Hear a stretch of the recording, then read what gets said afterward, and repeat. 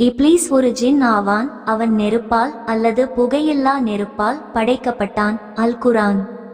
அவன் முதலில் அல்லாஹ்வுக்கு மிகவும் விசுவாசமான அடியானாக இருந்தான். அவனது பக்தி மற்றும் வணக்கத்தின் காரணமாக அவன் மலக்குமார்களை விட உயர்ந்த அந்தஸ்தை பெற்றிருந்தான்.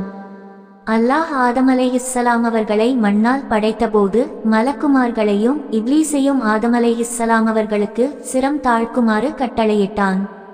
மலக்குமார்கள் அனைவரும் கீழ்ப்படிந்தனர். ஆனால் இப்லீஸ் மறுத்துவிட்டான்.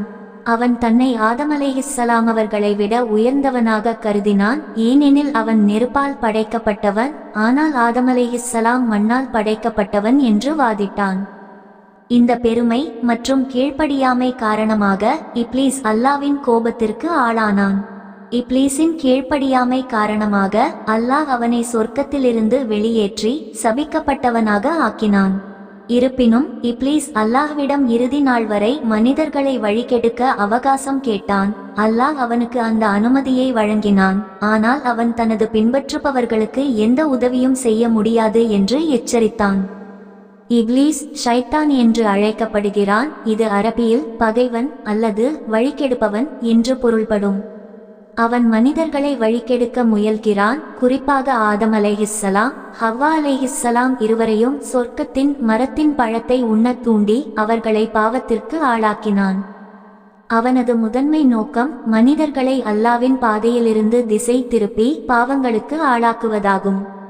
இப்லீஸ் மனிதர்களின் மனதில் வஸ்வாஸ், அதாவது தீய எண்ணங்களை ஊட்டி பொய்யான வாக்குறுதிகள், ஆசைகள் மற்றும் பயத்தை பயன்படுத்தி வழிகெடுக்க முயல்கிறான். அவன் மனிதர்களின் பலவீனங்களை பயன்படுத்தி பேராசை, பொறாமை, கோபம் போன்ற உணர்வுகளை தூண்டுகிறான். இறுதி நாளில் இப்லீஸ் தனது பின்பற்றுபவர்களை கைவிட்டு விடுவான் என்று குர்ஆன் கூறுகிறது. அவன் தனது செயல்களுக்கு மனிதர்களையே குறை கூறுவான், மேலும் அவர்களுக்கு எந்த உதவியும் செய்ய முடியாது. அல்லாஹ்வின் நீதியின் முன் இப்லீஸும் அவனை பின்பற்றியவர்களும் தண்டிக்கப்படுவர்.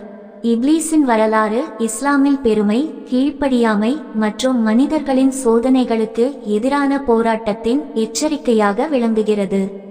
அவன் ஒரு எதிரியாக இருந்தாலும் அவனது சக்தி மனிதர்களின் சுய கட்டுப்பாட்டை பொறுத்தே அமைகிறது. மேலும் அல்லாஹ்வின் மார்க்கத்தில் உறுதியாக இருப்பவர்களை அவனால் வழிகெடுக்க முடியாது.